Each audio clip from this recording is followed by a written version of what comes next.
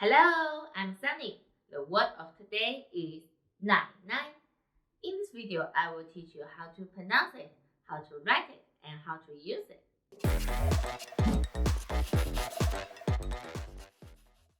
First, let's read together. 我们一起读 Nǎinai.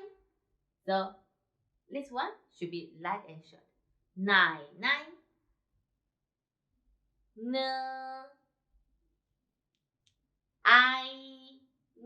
I together. Nine and third tongue. Nine. Very good. Okay, let's write it. 我们一起写。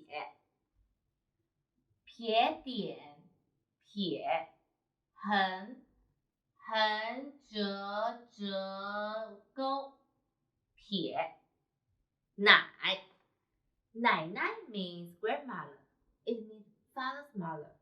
So mother's mother cannot say Nǎinai. Only father's mother will say Nǎinai.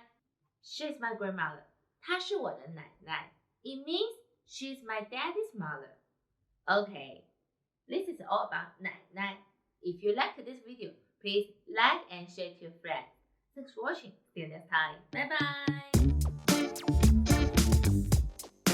bye.